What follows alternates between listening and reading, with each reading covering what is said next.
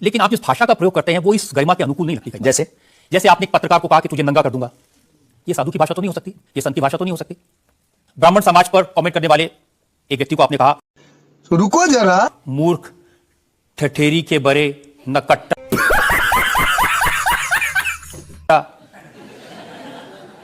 तो ये ठठेरी क्या ये होता कोई हम जातिवादी नहीं है, पहली बात तो हम ये क्लियर करें। नहीं, ये ठठेरी क्या होता है? ये हमारे बुंदेलखंड का एक भावनात्मक शब्द है, ठठरी। आपने कहा संत तुकाराम की लुगाई रोज उन्हें मारती थी, रोज पीटती थी डंडे से, तो किसी ने उनसे पूछा तुम रोज लुगाई से पिटते हो, शर्म नहीं आती? उसमें बिल्कुल, अगर ये किसी की भावनाओं को ठेस पहुंचा तो संतों के प्रति हमारे हृदय में अथाह प्रेम है, अथाह। लेकिन कब तक धैर्य, कब तक संयम?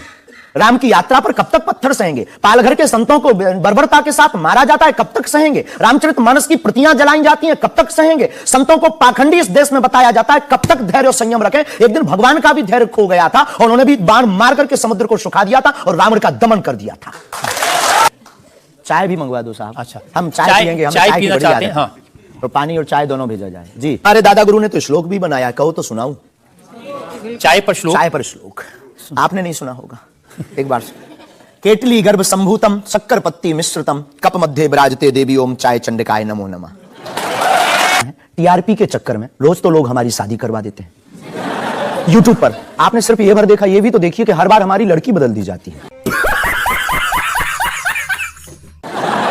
हैप्पी बर्थडे कहीं ये कह दिया। मध्य प्रदेश के छतरपुर जिले के एक छोटे से ग्राम गढ़ा से आपने नाम काफी बार सुना होगा। एक चर्चित नाम है, एक बड़ा ही व्यक्तित्व है, एक बड़ा ही चेहरा है आध्यात्म की दुनिया में। धीरेन्द्र कृष्ण शास्त्री अर्थात बाबा बागेश्वर धाम।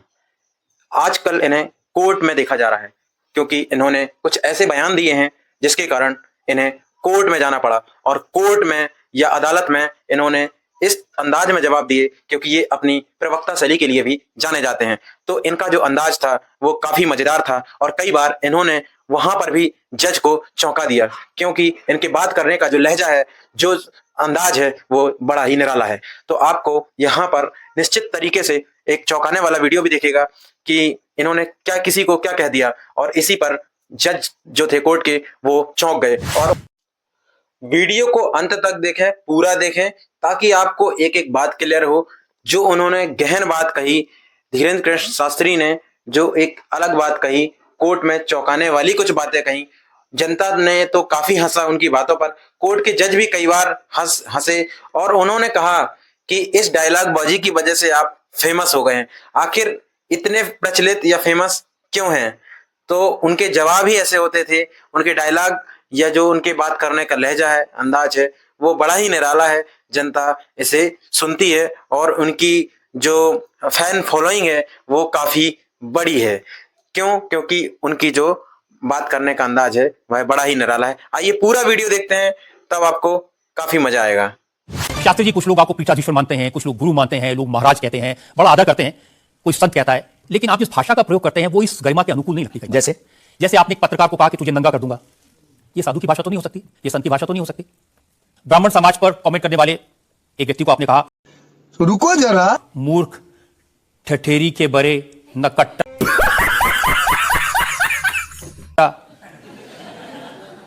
तो ये ठठेरी क्या ये होता कोई हम जातिवादी नहीं है, पहली बात तो हम ये क्लियर करें। नहीं, ये ठठेरी क्या होता है? ये हमारे बुंदेलखंड का एक भावनात्मक शब्द है, ठठरी। जब माताएं बड़ी आवेश में होती है, बालक कोई गलती कर देता है तो माताएं अपनी बालक को कहती है, अरे ठठरी के बरे सुधर जा, न कटा। तो हम बहुत गांव के भोले भाले अनपढ़ गवार आदमी है, अंगूठा छाप है, ठीक से पढ़ाई की नहीं, तो गवार आदमी है। तो जो माँ की हमारी जो परंपरा है, जो पारिवारिक बोलचाल है, उस पारिवारिक बोलचाल में अगर कोई साधु के ऊपर टिप्पणी उठाएगा, रामचरितमानस पर टिप्पणी उठाएगा या भगवान पर टिप्पणी उठाएगा, तो स्वभावश सनातनी हिंदू होने के नाते वो लहजा निकल जाता है। और सठे साठ्यम समाचरित, ये भी कौन सी गलत बात है? अगर कोई भगवान को गाली बके और हम उसको श्रीमान जी कहें, स्वामी जी कहें, भगवान कहें, तो हमें तो नहीं लगता कि वो बिना ना मानत जलद जड़ गए 3 दिन बीत और बोले राम सकोप तब भय बिन हो न प्रीत।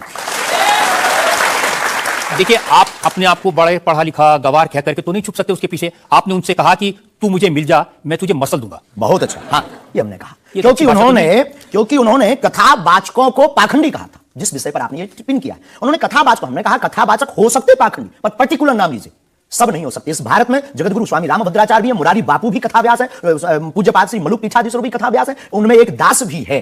ये महापुरुषों पे आज तक कोई इल्जाम नहीं है, और इन महापुरुषों पर इल्जाम नहीं है तो सब कथा भाई एक पत्रकार गलत हो सकता, सब नहीं हो सकता।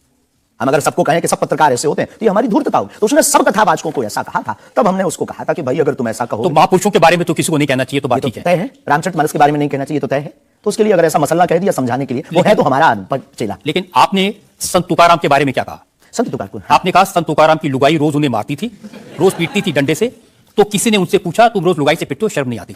उसमें बोलचाल की भाषा में थोड़ा सा वो हुआ। हमने एक कथा पढ़ी थी एक पुस्तक में, उसमें लिखा था कि उनकी पत्नी झगड़ालू, बड़ी ईर्षालु थी, बड़ी विचित्र थी, और वो संत तुकाराम जी को एक बार गन्ने के लिए भेजती, गन्ना वो एक लेकर शाम को आते तो वो उनके शरीर पर प्रहार कर देती, एक गन्ने के 2 टुकड़े हो जाते। पर तुकाराम बहुत अद्भुत महापुरुष थे, उन्होंने कहा देख तू कितनी ज्ञानवान है, पहले गन्ना एक था हम लोग 2 थे, तूने मेरे शरीर पर प्रहार करके गन्ने के 2 टुकड़े कर दिया, अब एक तू चूस एक मैं लूं। तो लेकिन आपने जो बोलचाल उसमें बिगड़ा जिस अंदाज में कहा था वो सम्मानजनक नहीं था, समाज के लिए असभ्य था, इसमें कोई संदेह नहीं है। लेकिन हम अपनी भाषा से समझने का कोशिश करते हैं, जो कई बार हमारी भाषा लोगों के अनुरूप फिट नहीं है। कभी आपको नहीं लगता कि संत तुकाराम जैसे महान संत के बारे में ये कह दिया, उसके लिए हमें गलती माननी चाहिए? बिल्कुल, अगर ये किसी की भावनाओं को ठेस पहुंचा तो संतों के प्रति हमारे हृदय में अथाह प्रेम है, अथाह प्रेम। और हम स्वप्न में भी, हम तो खुद साधु परंपरा से जीवित हुए हैं, नालायक से बोलने लायक संतों के कारण हुए। हम अगर संतों का अनादर करेंगे तो अपनी जिंदगी में हम रहेंगे कहां? तो हम तो विनम्रतापूर्वक अगर किसी को ठेस पहुंचा तो हमें नहीं लगता कि हमारे द्वारा उनको ऐसा कहा, लेकिन अगर किसी को ठेस पहुंचा और शब्द ऐसा मुंह से फिसल गया तो हम क्षमा करें। लेकिन आपके कहने से लोगों की भावनाएं आहत हुई। हमारा किसी भी संत के प्रति अनादर नहीं, सब धर्मों के प्रति सम्मान है। जो जिस धर्म को मान रहा बलपूर्वक उसको मानना चाहिए। हम सिर्फ अपने धर्म के कट्टर हैं, सिर्फ ये बताना चाहते हैं। तो साईं बाबा का सम्मान करते हैं आप? बेझिझक, संत के नाते, संत के नाते बेझिझक। हमें बाबा साईं बाबा से क्या आपत्ति है, क्या विपत्ति है? हमें अपने आप से आपत्ति नहीं है, हम किसी साधु से कैसे आपत्ति हो सकती? क्योंकि जिस सनातन धर्म की आप बात करते हैं वो वसुदेव सबसे पहले तो संयम, धैर्य, भाषा पर नियंत्रण, ये सब। लेकिन कब तक धैर्य, कब तक संयम? राम की यात्रा पर कब तक पत्थर सहेंगे? पालघर के संतों को बर्बरता के साथ मारा जाता है, कब तक सहेंगे? रामचरितमानस की प्रतियां जलाई जाती हैं, कब तक सहेंगे? संतों को पाखंडी इस देश में बताया जाता है, कब तक धैर्य और संयम रखें? एक दिन भगवान का भी धैर्य खो गया था और उन्होंने भी बाण मार करके समुद्र को सुखा दिया था और रावण का दमन कर दिया था। हम कब तक धैर्य, ये भोले भाले लोग, ये भोले भाले सनातनी कब तक ये धैर्य सहेंगे? और एक बात हम आपकी अदालत में बोल देते हैं, सनातन के लिए अगर हमारे प्राण जाते हो और अगर लोगों की दृष्टि में हम असंयमित हैं तो ये हमें बने रहने दीजिए। देखिए, सनातन धर्म के बारे में आप अच्छी बातें कही, किसी को आपत्ति नहीं है, लेकिन अभी जो आप इतनी जोर जोर से कह रहे थे कब तक बर्दाश्त करें, कब तक बर्दाश्त करें, तो कौन आपको बर्दाश्त करने को कह रहा है? जो ये प्रतियां जला रहे हैं, जो संतों को मार रहे हैं, जो सनातन के खिलाफ झूठा प्रचार कर रहे हैं, जो संतों के खिलाफ और सनातन की संस्कृति को छिन्न भिन्न करने के लिए मूवी बना रहे हैं। जब आप ऐसी बातें कहते हैं ना, तो असदुद्दीन ओवैसी जैसे लोगों को यह कहने का मौका मिलता है कि इन लोगों को अनाप शनाप बातें करने का अधिकार दे दिया सरकार ने। उनको लगता है कि इस तरह की बातें करते हैं उससे समाज में नफरत पैदा होती है, दीवारें खड़ी होती हैं। हम करें तो चोरी, वो करें तो सीना चोरी। उनके मंचों से मारने काटने की बात होती तब नहीं। अक्षरधाम में 40 हिंदुओं को मारा जाता तब नहीं है। उनके खुले मंच पर धर्म परिवर्तन करवाया जाता है तब कुछ नहीं होता है। उनके खुले मंच पर संतों को, कितने संतों की हम आपको वीडियो क्लिप ना दिखा दें, उनके खिलाफ टिप्पणी की, गाली बकी गई, यहां तक कि हमको भी रोज 500 गालियां आज दी जा रही। तो क्या ये सही है? शास्त्री जी, हिंदू समाज में भी ऐसे बहुत सारे लोग हैं जो इस तरह की भाषा का इस्तेमाल करते हैं, जो इस तरह की धमकियां देते हैं, जो दूसरे धर्मों की भावनाओं को हमें नहीं लगता कि हिंदू समाज धमकियां देता है। जवाब दे। समाज नहीं, हिंदू समाज में भी कुछ लोग ऐसे हैं, कुछ लोग अगर इसी तो तरह का भाषा का सबका तो नहीं कह सकते, पर हम प्रत्युत्तर नहीं, जो लोग ऐसे लोग हैं उनके लिए भी आपको उसी सख्ती से बोलना चाहिए। हम किसी भी पंथ के विरोधी नहीं हैं, हम सनातन धर्म के कट्टर हैं और सनातन का विरोध हमें मुसलमानों से डर नहीं है, ना पादरियों से, ईसाइयों से, अपने में भी रहने वाले कुछ जयचंदों से भी डर है जो सनातन का विरोध कर रहे हैं। हम उनके खिलाफ भी बोलते हैं। ये जो मसलने वाला विषय है, ये मसलने वाला विषय जो हमने बोला है वो किसी मुसलमान के लिए नहीं बोला, एक हिंदू व्यक्ति के लिए ही बोला, जब उसने संतों पर उंगली उठाई थी। और बोलना हमें मौलिक अधिकार है, हम भी भारतीय नागरिक हैं। मुसलमानों से कुछ परेशानी है? बिल्कुल भी नहीं, हमारे तो मित्र भी है। मैंने तो ये भी सुना कि आपकी बहन की शादी एक मुसलमान से पैसे लेकर आपने करवाई थी। आज भी हमारा मित्र, अभी 5 दिन पहले ही मिला, चाय भी पी। और हमारा लगभग 500-600 मुसलमान परिवार है जो आत्मा से जुड़े हैं। इस भारत का प्रत्येक नागरिक अपने हृदय पर अगर हाथ रखे ना, अब मीडिया में वो कुछ भी बोले तो उसकी रगों में राम और कृष्ण का ही ब्लड बह रहा है। तो हम मानवता के पुजारी हैं, हम मानवता के पुजारी हैं, जातियों के या पंथ के पुजारी नहीं। हम इसको लेकर मेरे पास और शास्त्री जी सुना है कि विरोधियों को धमकी दे रहे थे आप, लेकिन आजकल आपको भी धमकियां मिलने लगी हैं। आपको भी लोग कह रहे हैं कि जान को खतरा है। हाँ, ये कोई नई बात नहीं है। इस भारत में जब जब भी सनातन की बात किसी ने पुरजोर तरीके से उठाई है तो उसको मिटाने के लिए और उसको डिगाने के लिए तरह तरह के स्वांग और षड्यंत्र, तरह तरह के प्रायोजित ढंग से उसको फंसाने के उपाय किए गए हैं। लेकिन सिर पर सीताराम, फिकर फिर क्या करना। और रही बात धमकी की, तो साधु परंपरा में या हम अपनी गुरु परंपरा में कभी किसी को धमकी नहीं देते हैं। हम सिर्फ ये कहते हैं कायदे में रहोगे तो फायदे में रहोगे। आपके लिए सुरक्षा की मांग करने के लिए आपके समर्थकों ने जंतर मंतर पर एक प्रदर्शन किया, उसका वीडियो मैंने देखा है। और जो लोग बागेश्वर धाम के नाम पर वहां प्रदर्शन कर रहे हैं, वो कह रहे थे अब चाकू छोड़ो, तलवारें रखो, अब इन लोगों को गोली मारो। और वो लोग बहुत ही हिंसक भाषा का इस्तेमाल। ये बिल्कुल भी कतई हमें पसंद नहीं है और इसकी छूट हमने कदापि किसी को नहीं दी है, क्योंकि हम स्वयं ये कहते हैं कि जिंदगी में याद रखना, सनातन धर्म वो धर्म है जो अहिंसा का पुजारी है और हम हिंसा के पक्षधर नहीं है, क्योंकि हिंदू का अर्थ ही होता है जो हिंसा का दमन करे। लेकिन आपने तो कुछ रिएक्ट ही नहीं किया। वो आपके स्पोक्स पर्सन हैं, उन्होंने कहा कि अरे तुम सब कब मारोगे, जब सब मर जाओगे, ईसाइयों को मुसलमानों को कब मारोगे। नहीं, ये बात बिल्कुल गलत है, क्योंकि सबको जीने का अधिकार है और हमें ऐसी कोई जानकारी नहीं लगी और हमारी तरफ से कोई लोग नहीं गए। लेकिन मैंने आपको जानकारी दे दी, आप चाहे तो मैं आपको वीडियो भेज दूंगा, वो देख लीजिए। बिल्कुल, हम एक बार बोलेंगे उनको, बेझिझक बोलेंगे। हम कभी इसके पक्षधर नहीं है। हम भारत में बहुत प्रेम और बहुत ही अहिंसा पूर्वक जीवन के पक्षधर हैं, इसलिए हमने हिंदू राष्ट्र की मांग की है। इतने अहिंसा के पक्षधर हैं आपने खुद एक बार कहा कि अब सब हिंदू अपने हाथ में हथियार, माला और भाला रखो। ये तो हमारी देवी देवताओं के भी हाथ में, प्रत्येक भगवान के हाथ में, किसी के हाथ में मुगदर है, त्रिशूल है, उनसे भी लोगों को आपत्ति होगी जिन्हें दिक्कत है। हम सुरक्षा करना, भारतीय संविधान में भी हथियार देने का लाइसेंस दिया जाता है, उसको बंद करवाया जाए। जो हथियार देने का लाइसेंस है वो आत्मरक्षा के लिए, तो हम भी आत्मरक्षा के लिए भाला रखवा रहे हैं। हमारी क्षमता नहीं ना बंदूक लेने की, साहब गरीब आदमी है। जब आप इस तरह की बातें करते हैं ना, तो फिर सवाल ये उठता है कि आपकी सुरक्षा के लिए टैक्स पेयर क्यों पैसा दे, जनता क्यों पैसा दे। आप इस तरह की बातें करेंगे, भाला की बात करेंगे, बंदूक की बात करेंगे, गोली की बात करेंगे, तो धमकी मिलेगी।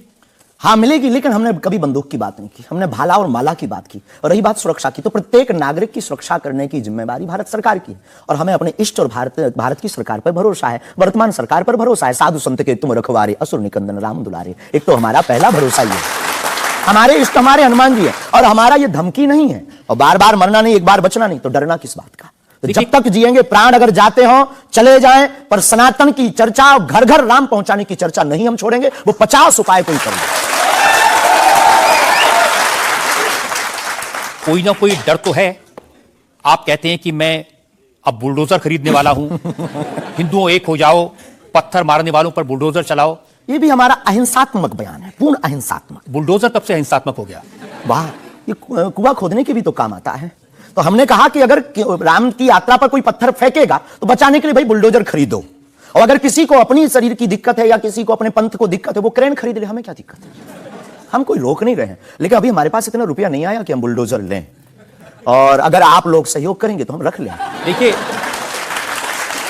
ये डायलॉग मारना अच्छा है, डायलॉग नहीं, लोगों को मजा भी आता है। गुरु की परंपरा के अनुसार हम सिर्फ एक बात बताते हैं, लोगों को डायलॉग। ये कैसे गुरु हैं जिनकी परंपरा में कभी भाला, कभी बुलडोजर, और फिर कहते हैं मैं अहिंसा की। ये हमारी ऋषि परंपरा है, ये भगवान राम की परंपरा है। भगवान राम के टाइम पर बुलडोजर आते थे, भगवान राम धनुष बाण लिए थे। अब थोड़ा टेक्नोलॉजी बढ़ गई है, तो टेक्नोलॉजी के हिसाब से हमें भी बदलना चाहिए। परिवर्तन प्रकृति का नियम। क्या करेंगे बुलडोजर का?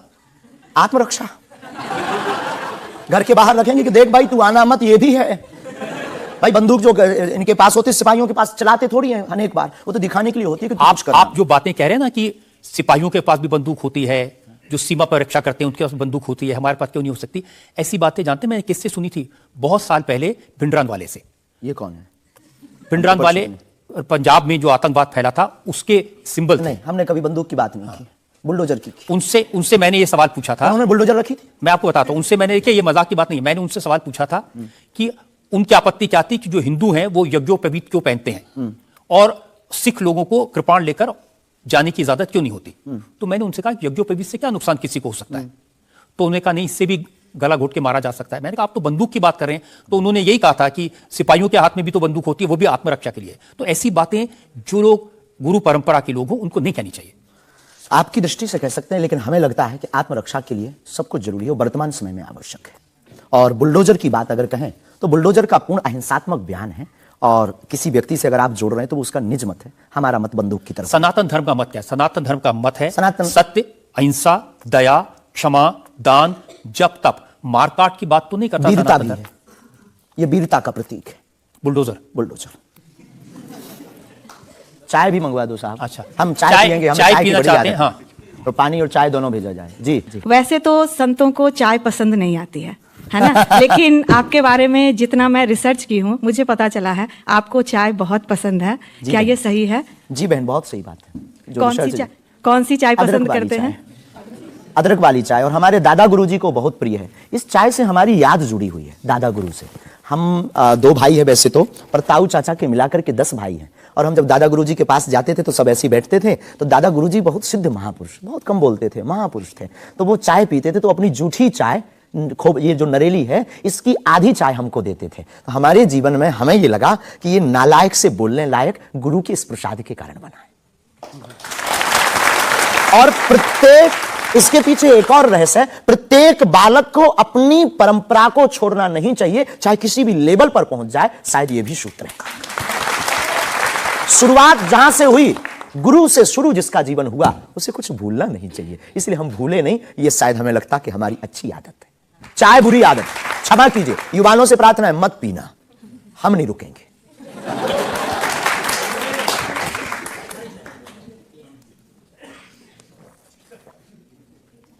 और हमारे दादा गुरु ने तो श्लोक भी बनाया, कहो तो सुनाऊं। चाय पर श्लोक। चाय पर श्लोक आपने नहीं सुना होगा, एक बार सुन। केटली गर्भ संभूतम शक्कर पत्ती मिश्रितम कप मध्य विराजते देवी ओम चाय चंडिकाय नमो नमः। और केवल इतना ही नहीं, चाय और चाह दोनों जिंदगी में बहन जरूरी है। चाय हमारे लिए जरूरी है क्योंकि हमें लगता है कि चाय से गुरु की याद आती है, और जिससे ईश्वर की याद आए वो बुरी चीज भी अच्छी है। और चाह, परमात्मा को पाने की चाह भी जिंदगी में बहुत जरूरी है। जिसके अंदर ईश्वर को पाने की चाह होती, वो आदमी भी नंबर 1 का होता। चाहे पैसों से आनों में आती रही, चाहे आनों से रुपया बनाती रही, चाहे रुपयों से नोट बुनाती रही, चाहे नोटों से कोठी चुनाती रही, चाहे कोठी में मोटर मंगाती रही, चाहे मोटर से होटल में जाती रही, चाहे होटल में बोतल खुलाती रही, चाहे क्या क्या ना करती कराती। चाहे मोटर से होटल में जाती रही, चाहे होटल में बोतल खुलाती रही, चाहे क्या क्या ना करती कराती रही, चाहे पाली जिन्होंने वो पीले हुए, चाहे छोड़ी जिन्होंने वो रसीले हुए, चाहे जी से लगी जी जरा हो गया, चाहे हरी से लगी जी हरा हो गया। अब एक ही चाहे हमको चाहिए, वो अगर चाहे हनुमान जी तो फिर क्या चाहिए।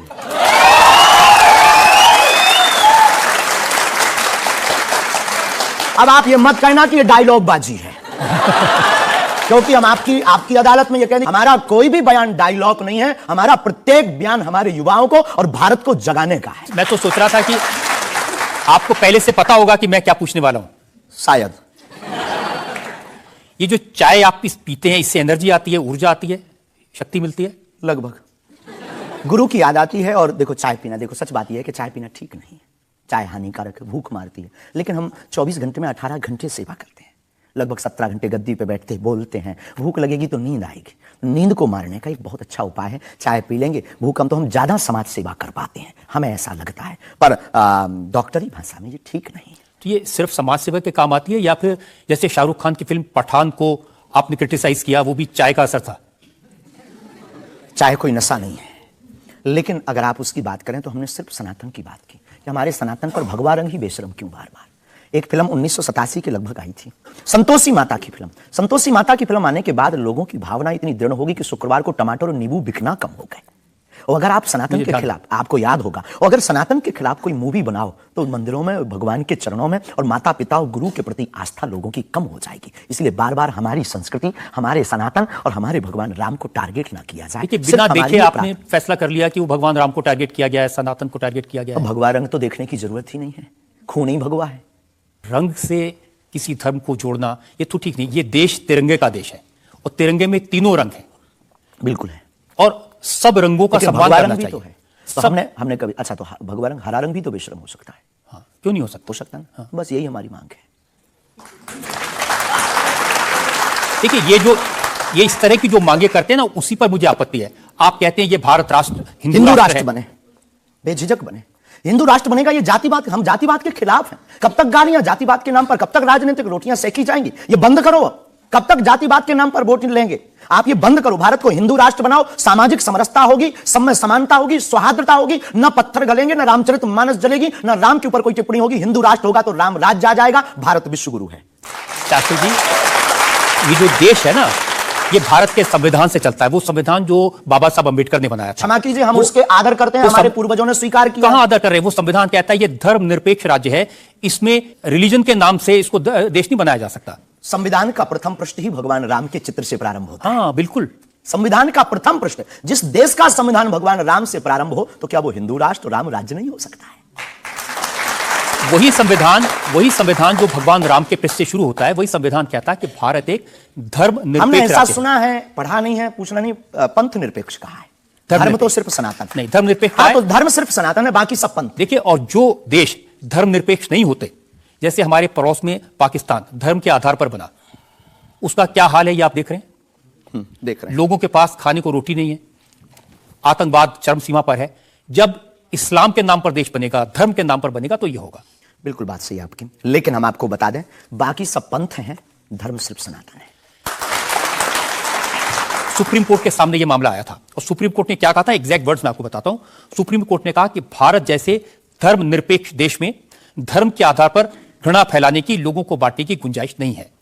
जी, सुप्रीम कोर्ट तो का ये नहीं करना चाहिए। हमारी तरफ से आदर है, लेकिन भारत हिंदू राष्ट्र था, है, बस घोषणा की जरूरत है। देखिए, आप रंग के नाम पर फिल्मों का विरोध करते हैं। आपने कहा कि ये फिल्म नहीं चलने देंगे। हम सिर्फ सनातन के विरोधियों का विरोध करते हैं, कोई रंग से, कोई व्यक्ति से, किसी संप्रदाय से हमारा कोई विरोध नहीं। सनातन के विरोधी से हमारा विरोध है, वो किसी भी बिरादरी या समुदाय या समाज का चाहे भले ही क्यों। आपको यह भी समझना होगा, जिस फिल्म का आप इतना विरोध कर रहे थे, जिसको आप कह रहे थे कि लोग देखने ना जाएं, उसको करोड़ों ने देखा और वो लोग सुपरहिट फिल्म हुई। होनी भी चाहिए, हमने सुना सुधार भी किया है, और सुधार करके कोई करे तो फिल्मों से हमारा कोई विरोध नहीं है, क्योंकि वो एक कला है और कला के प्रति हमारा सम्मान है। ना, लेकिन आप तो बार बार, कभी आप आमिर खान की फिल्म का जिक्र करते हैं, कभी क्योंकि वो पीके वाली मूवी बना करके भगवान को गाल पर चिपका करके शंकर जी को बाथरूम में बंद करता है, तो क्या ये सही है? जिसके प्रति हमारी आस्था है, लाखों लोग कहेंगे इस बात को सुनने के बाद, जिनके प्रति हमारी आस्था है, उनके साथ ऐसा मजाक किया जाए, भगवान के साथ खिलवाड़ किया जाए, क्या ये सही है? और उसकी बात बोलना अगर विरोध है, तो हम मरते दम तक विरोध करेंगे। शास्त्री जी, मुझे कभी कभी लगता है कि चूंकि आपकी उम्र कम है, जैसे आप भिंडरान वाले को नहीं जानते, ऐसे ही फिल्मों का इतिहास भी आप नहीं जानते। एक फिल्म आई थी बैजू बावरा, उसमें एक भजन था, मन तड़पत हरि दर्शन को आज, जो सबसे हिट था। इसे लिखा शकील बदायूनी ने, म्यूजिक दिया नौशाद ने, गाया मोहम्मद रफी ने। हम आपको बहुत विनम्रता पूर्वक कहें कि हम किसी भी समुदाय के विरोधी नहीं हैं। पुनः हम कहते हैं, हम रहीम को मानने वाले और कबीर का सम्मान करने वाले हैं। हम शेख मुबारक के साथ मित्रता निभाने वाले। ये आपको समझने की जरूरत है, ये मलिक मोहम्मद जायसी और रस खान का देश है, जहां पर उन्होंने भगवान का गुणगान किया। हमने कभी विरोध नहीं किया, सम्मान किया, रस खान के पद गाए, रस खान के प्रति हमारा आदर है, और भारत में सामाजिक सौहार्दता बनी रही है, हमारी मांग है। और क्या ये नाजायज मांग है? नहीं, जिन आमिर खान का जिक्र कर रहे हैं, उन्होंने जब लगान फिल्म बनाई, उस फिल्म में जो भजन था वो जावेद अख्तर ने लिखा और रहमान ने उसका म्यूजिक दिया। जी, तो उसके प्रति सम्मान है। हमने सुना नहीं है, अभी तक उस फिल्म को देखा नहीं है, पर उसके प्रति हमारा सम्मान है। उसके प्रति हमारा कोई अगर वीडियो के लिए विरोध का मिले तो दिखाइए। मैं भेजूंगा आपको, यही आपकी नहीं, हमारा विरोध उस गाने के प्रति नहीं, उस गाने के प्रति नहीं है। बस हमारा तो सिर्फ सनातन की बात है, फंडा सिर्फ सनातन। सिर्फ मैं कह रहा हूं कि आपको जिसका विरोध करना है, उसके बारे में थोड़ी सी जानकारी हासिल कर लीजिए। आपको न मिले तो मुझसे पूछ लीजिए। बहुत अच्छा है, अब आगे से ये कोशिश करेंगे, लेकिन सनातन के लिए पूछ नहीं पाएंगे। सनातन पर उंगली उठाएगा तो इधर से भी डायरेक्ट सीधा सा होगा। ऐसा लगता है कि जैसे आपने सनातन धर्म के नाम पर धमकियां देने की दुकान खोल ली है। अगर किसी को यह धमकी लगती है तो उसे लगना चाहिए, क्योंकि प्रत्येक भारतीय नागरिक को बोलने का अधिकार है, और हमें भी बोलने का अधिकार है सनातन के लिए, क्योंकि हमारा जन्म सनातन के लिए हुआ, हमारा जीवन सनातन के लिए है, और हम मरेंगे भी सनातन। बोलने पर आपत्ति नहीं है, हम धमकी देने पर आपत्ति है। हम धमकी नहीं देते, हम सिर्फ ये कहते हैं कायदे में रहो तो फायदे में रहो। ये भारत राम का देश है, बस हम कायदा सिखाते हैं, और गुरु का काम है कायदा सिखाना, धमकी नहीं। गुरु क्या डांट करके धमकी देता है? गुरु धमकी, अगर कुम्हार मटका बनाता है तो भीतर से हाथ भी तो लगाता है। तो हम तो गुरु परंपरा के हैं, तो गुरु के नाते हम समझाते हैं, माय डियर मेरे प्यारे, सनातन के लिए मत बोलो। बुंदेली भाषा, ऐसी भाषा बोलेंगे तो अच्छा है।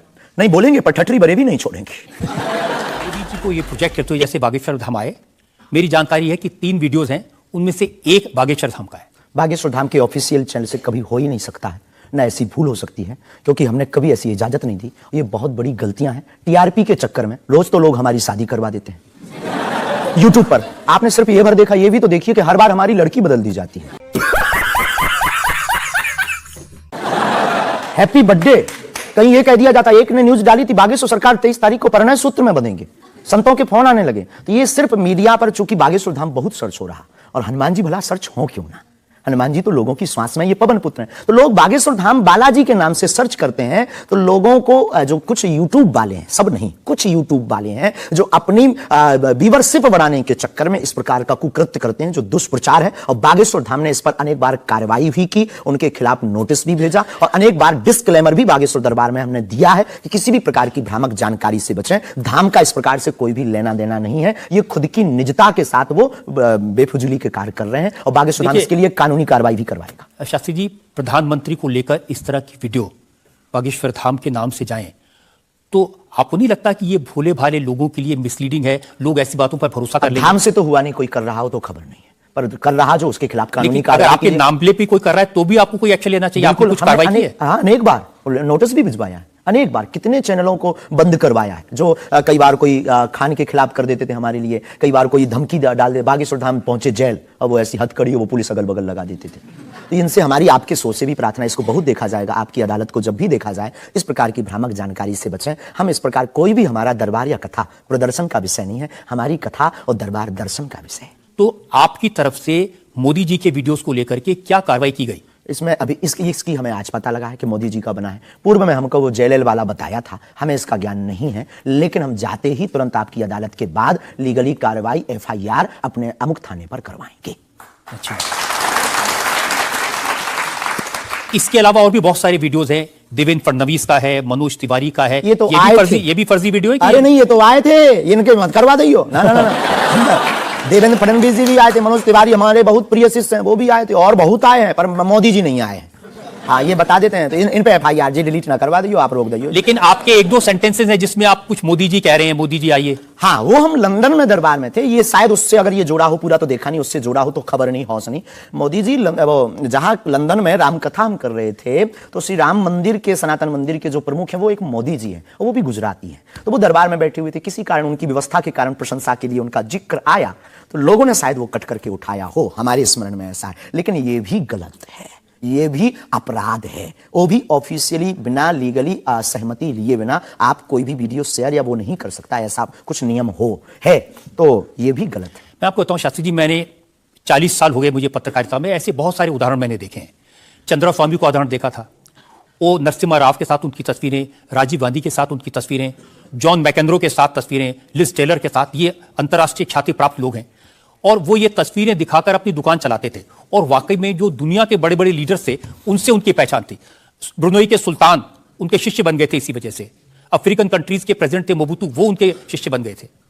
हमारा कभी भी भाव कोई आवे सब सम्माननीय है, हमारा ये भाव नहीं है कि हम आपकी फोटो दिखा करके लोग हमको माने।